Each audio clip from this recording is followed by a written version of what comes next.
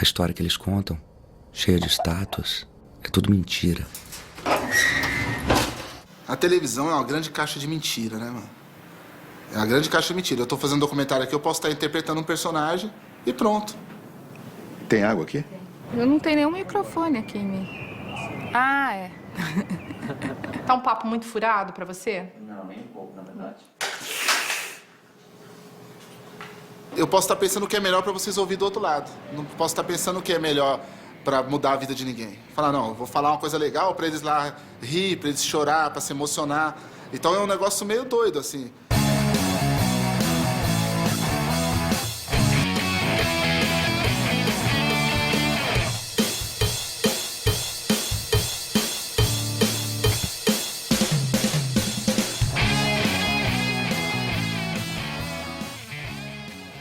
Eu vivo de um lado da cidade, cara, que você tá no ônibus e a mulher tá falando, nossa, é revoltante.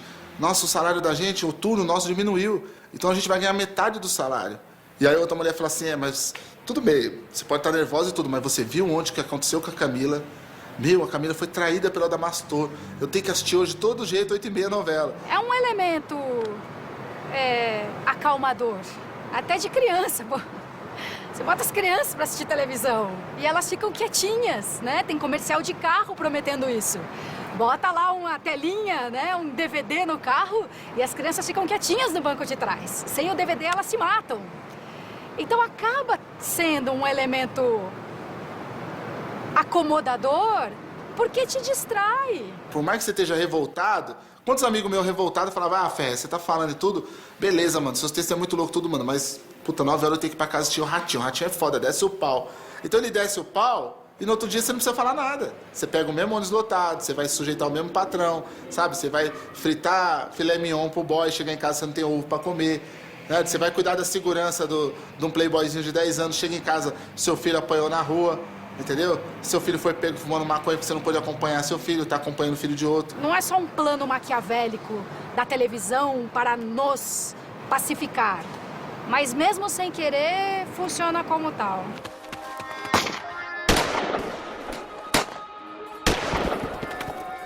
Essa nossa guerra é apenas uma data nos livros de história. Ninguém conta que Carinana, Sete Estrelas e Raio escaparam e ficaram vagando pelos sertões. E aí nasceu o cangaço. E você imaginar que são as novelas que fazem a educação do brasileiro. Quer dizer, como é que o brasileiro vê o jornal diário? Ele vê como uma ficção e ele discute os problemas reais do país e do cotidiano nas novelas. Quer dizer, é uma inversão de princípio de realidade impressionante. O pessoal acompanha candidato como novela. Ah, ela separou do marido dela, então eu não voto nela. Sabe? Como se todo mundo pudesse ser o exemplo daquilo.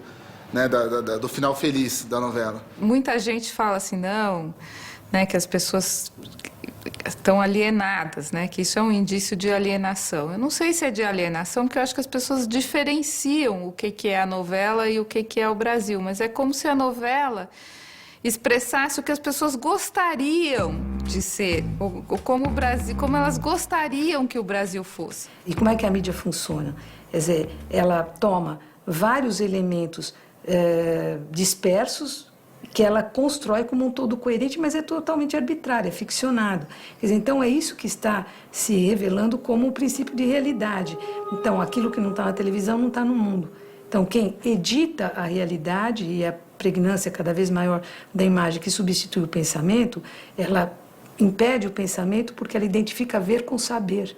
Quer dizer, então, tudo aquilo que precisava ser interrogado para entender como é que aquela montagem foi feita, desaparece. Então, só nos vem as coisas como se elas estivessem já organizadas e prontas para o pensamento. Agora, aquilo que levou a que a realidade fosse editada daquela maneira está silenciado. Acho que é o gato. Tô pensando que é a cadeira que tá me mexendo. Acho que é ele, aqui, tá nas flores, ó.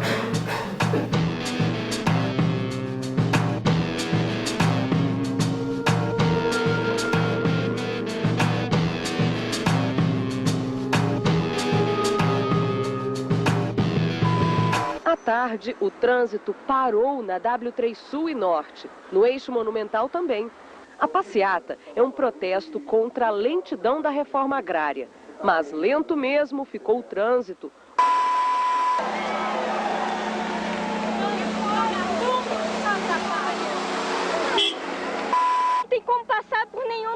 todo. Aí o pessoal que não trabalha fica aí.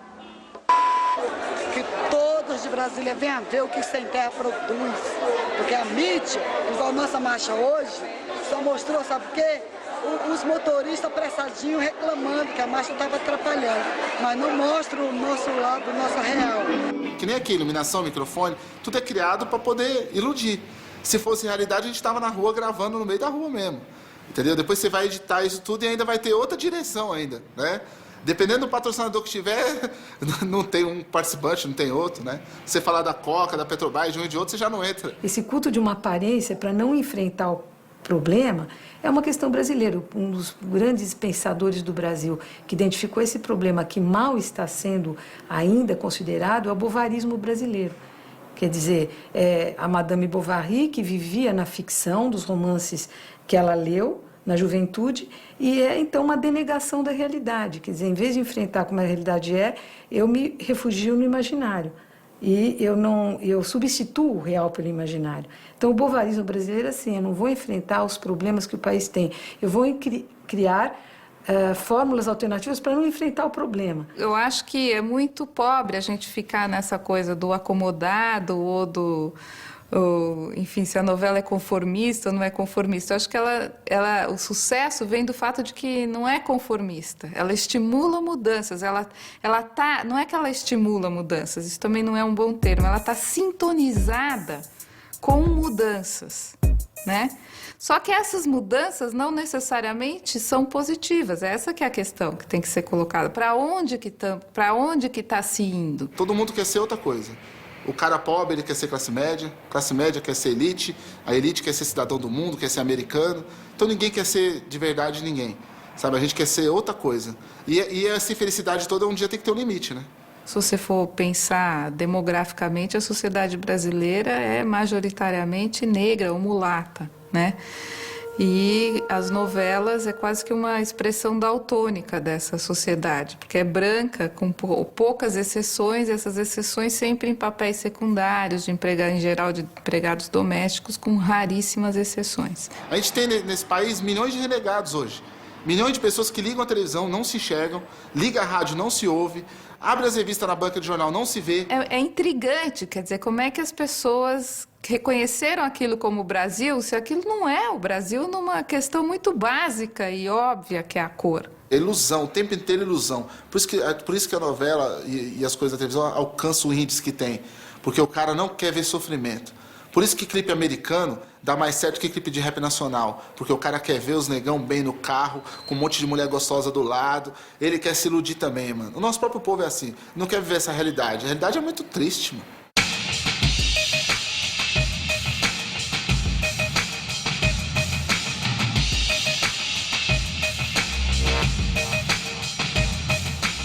Eu acho que, infelizmente, a gente vive um momento em que há uma mistificação do público, né?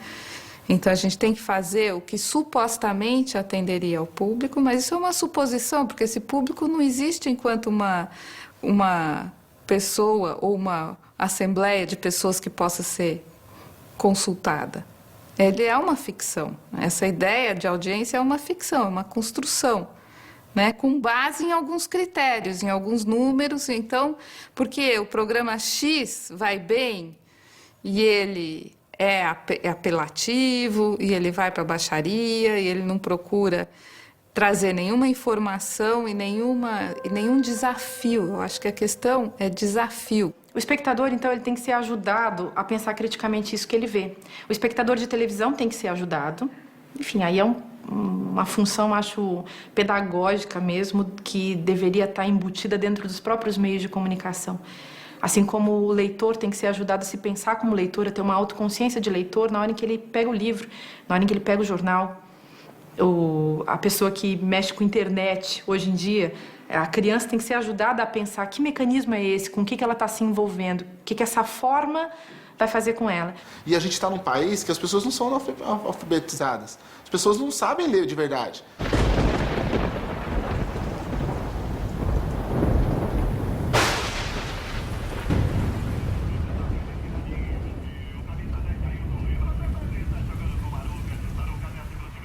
Isso é uma coisa tão assustadora.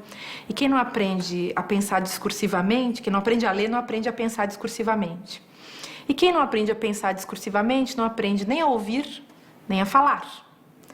Como nós poderemos constituir uma real democracia sem o aprendizado da conversação? Você já leu tudo isso, Playboy? É, umas 2, 3 vezes cada um. E serve pra alguma coisa? Toma aí. Experimenta. Um dado aqui de São Paulo, se você pegar as pessoas formadas no ensino médio por Universidade de São Paulo, 5% apenas têm conhecimento adequado para ler e escrever. Lamento, eu não consigo ver violência maior do que uma pessoa chegar no final da sua adolescência, quase não saber ler e escrever. Eu não consigo ver quantas violências são maiores do que essa. Mas ninguém se incomoda, ninguém vira mais uma estatística Desculpe, não causa comoção, não causa um escândalo, não causa uma indignação nacional. Por isso que a televisão e a novela fala assim, Ana Lídia, você está 6 meses assistindo novela, tá, Ana Lídia, você foi ver José Vitor? Não, não fui, mãe. José Vitor, meu marido, acabou... Por quê? Porque a novela tem que ser totalmente didática, para a dona de casa entender que aquele José Victor é o mesmo marido que ontem passou falando que era marido 5 vezes. Então, o nível que a gente está de interpretação de texto ruim, que o cara que vai fazer a escaleta da novela, ele tem que pôr 10 vezes o mesmo item para o povo conseguir entender. Até hoje você encontra gente por aí, nas periferias ou mesmo nas cidades do interior, pessoas que vão dizer para você que assistem televisão durante todo o domingo ou todas as noites porque elas não têm outra coisa para fazer. Então a pessoa não consegue pensar que ela poderia ler livros, fazer tricô, cozinhar, sair para andar, olhar para a lua, olhar para as nuvens, observar o movimento das formigas ou para que lado se movem os pássaros. Quer dizer, as pessoas não imaginam que elas possam fazer outra coisa porque a alternativa que lhes é oferecida é essa da televisão, que é uma alternativa entorpecedora. E então é isso que eu falo. É preciso assim dar um certo apoio para que o espectador perceba, no processo mesmo de educação, que a vida lhe pertence.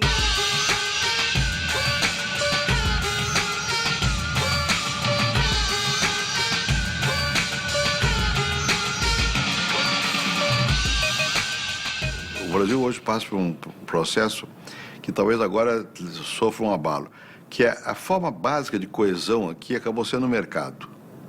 E isso não é saudável. Quer dizer, você não tem valores de coesão social maiores. É o mercado. Você levanta cedo, você vai trabalhar, você se veste porque vai trabalhar, você ganha dinheiro, você consome aquele dinheiro, você volta para casa. O que regula a sua vida é o mercado. E um país precisa de mercado. É inevitável, né? Mas não pode ser só o mercado. Tá? Então, como você tem mercado, depois você tem zonas da violência, na verdade, que escapam disso e criam uma outra regra, né? É pouco para fazer uma nação. Os meios de comunicação no Brasil têm como objetivo primeiro ter lucro.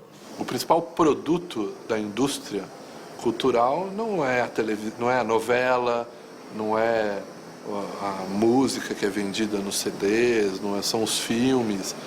O principal produto da indústria cultural é o consumidor da cultura.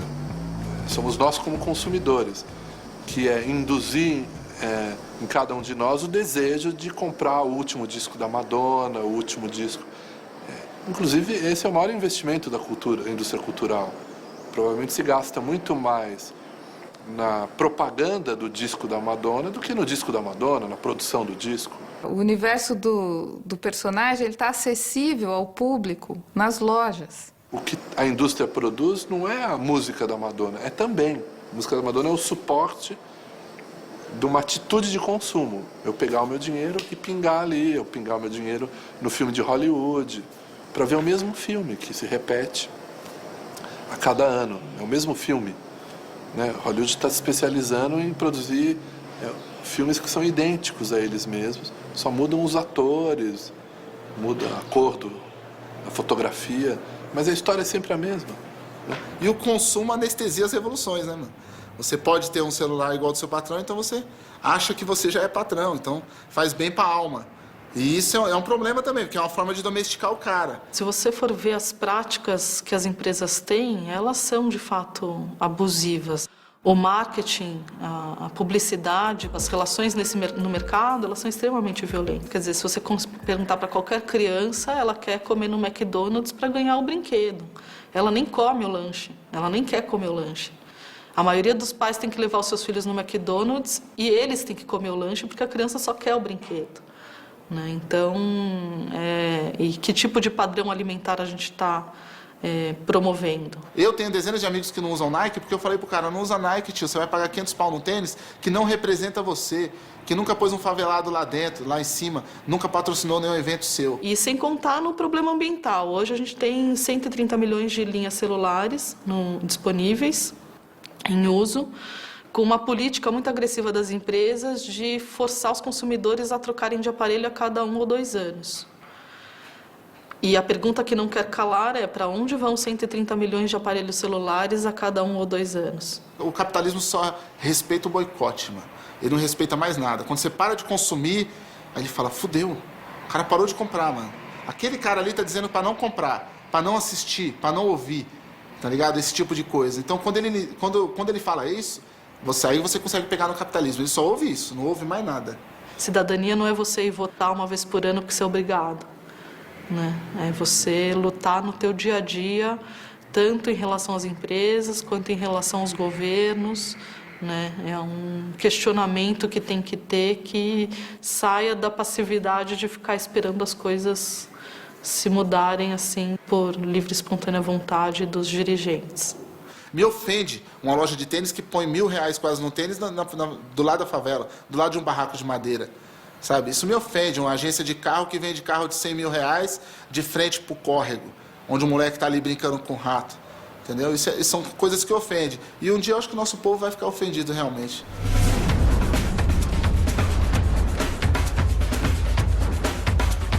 Nesse universo branco da novela, glamuroso, né, ligado a essa ideia de moderno, de consumo, não cabe a pobreza, não cabe a violência social, né?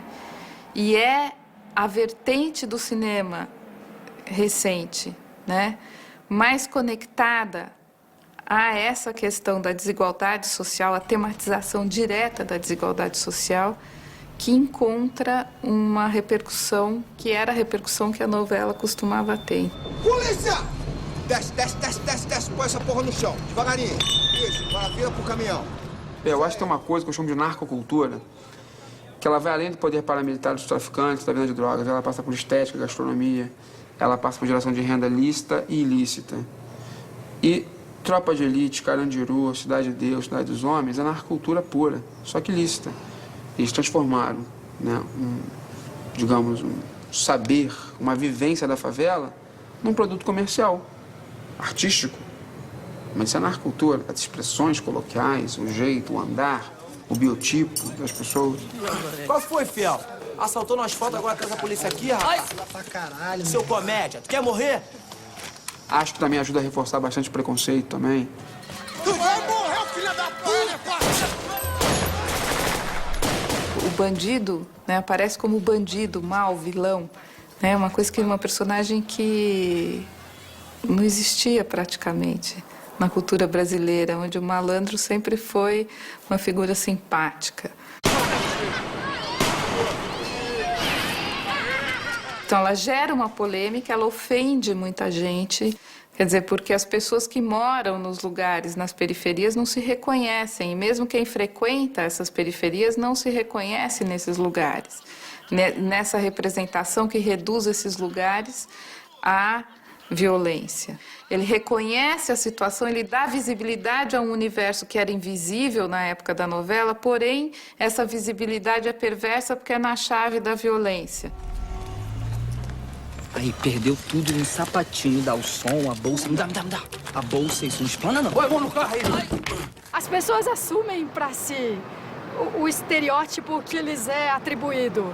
Então, eu já ouvi muitos jovens falando, é muito legal eu fazer esse trabalho aqui com arte, cultura e esporte, que é pra gente não ir pro crime, né? Que é pra gente não ir pro mundo das drogas. Quer dizer, eles já se consideram talhados para o submundo do crime e das drogas. Não, eles têm direito à cultura e ao esporte porque são direitos sociais, direito de cidadania, não como antídoto para o crime e as drogas.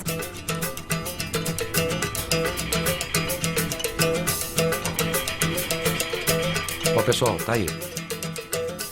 É isso aqui, ó. Quero que vocês tragam uma redação com esse título amanhã.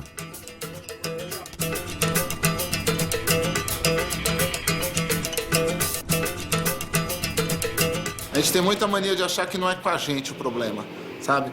E o problema é com a gente. Gostamos da chapa branca, do acordo.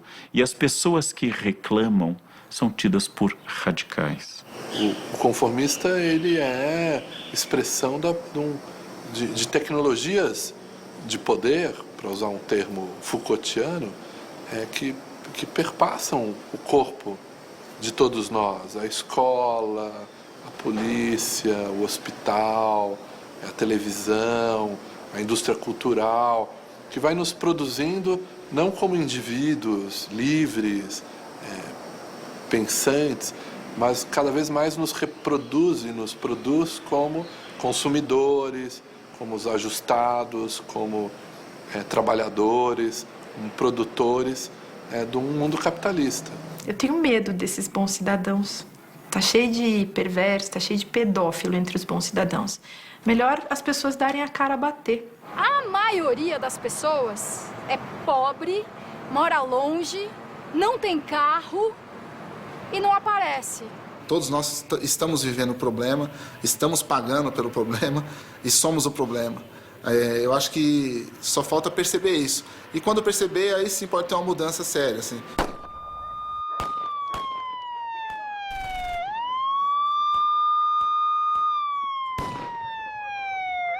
Você tem essa coisa de inúmeras possibilidades de ter uma revolução que não tem. Porque o salto que a gente tem que dar é justamente de sair só da atuação no nível individual. A gente tem que ter a organização da sociedade brasileira no nível coletivo.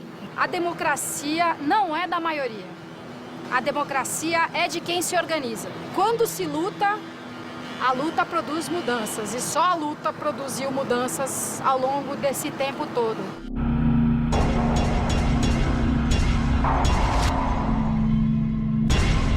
O Brasil tem uma coisa muito louca, assim, qualquer região do Brasil que você for, o cara que fuma baseado, ele trata o baseado com carinho que ele não trata a mulher dele. Ele enrola o baseado, ele passa a língua, ele passa pro outro, o outro passa a língua também, e aqui fica aquela gosma de mão em mão, aí o cara vai acender aqui, não é um ritual. A mulher do cara senta do lado dele, vai falar com ele, dá licença, mano, tô fumando um bagulho aqui.